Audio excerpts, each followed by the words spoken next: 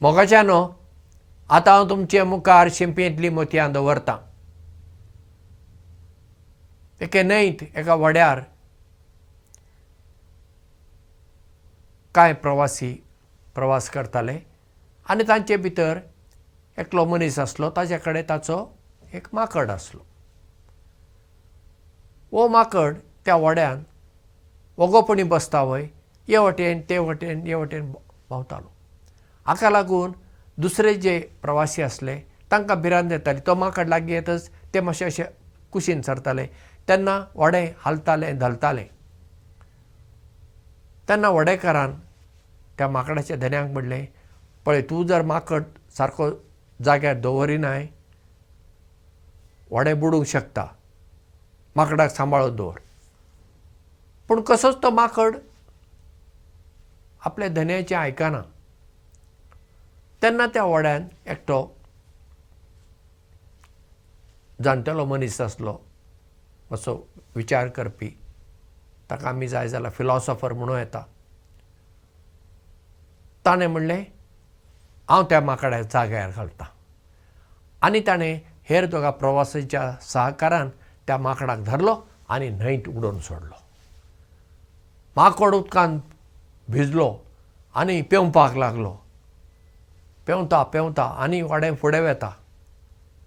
माकड थकलो आतां तो न्हंयत बुडूंक पावलो.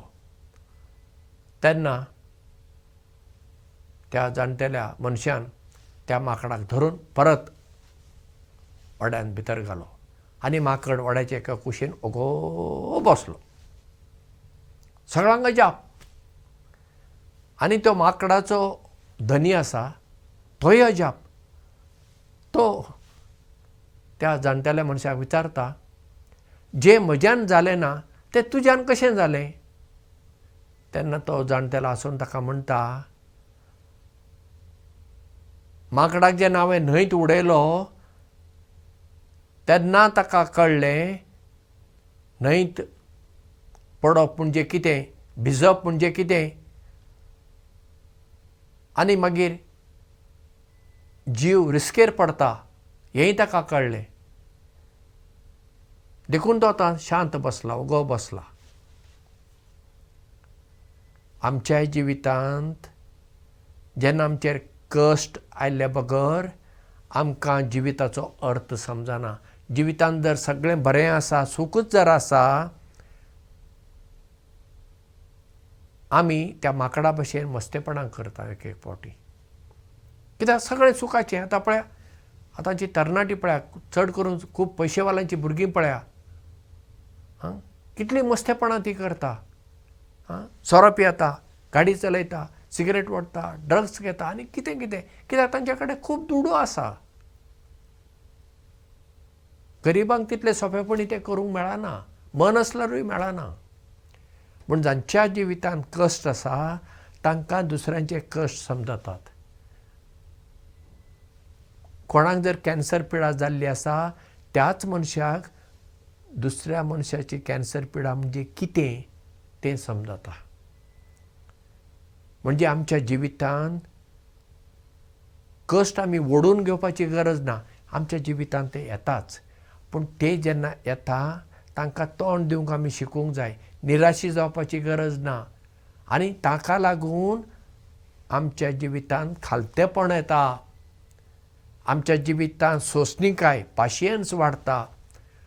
आनी आमी दुसऱ्यां बरोबर एकवटान, सहकारान, मोगान जियोवपाक जाय हेंय लिसांव आमी शिकता. नाजाल्यार चड दुडू जाले जाल्यार आमच्या कडेन आमकां मागीर मनशाचें मोलूच समजना. आमकां दिसता आमच्या कडेन खूब दुडू आसा, आमकां कोणाची गरज ना. तशें ना. संवसारांत आमी मनीस एक सामाजीक मनजात म्हूण जियेता. Social animal. म्हणटच आमकां दुसऱ्यांचो आदार जाय. दुसऱ्यांकय आमी समजून घेवंक जाय. म्हाका जाय तें करूंक जायना. तशें केलें जाल्यार हांव दुसऱ्यांचो जीव पाड करूंक शकता. तांचो जीव रिस्केर घालूंक शकता. म्हणून आमी त्या माकडा भशेन वागपाक जायना.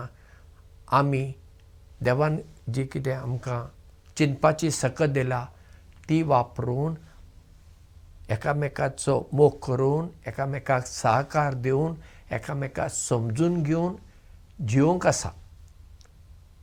तर आमची जबाबदारी वळखून एक अर्थभरीत आनी खुशालभरीत जिवीत जिवोवपी मनशां आमी जावया. देव बरें करूं आनी मोग आसूं.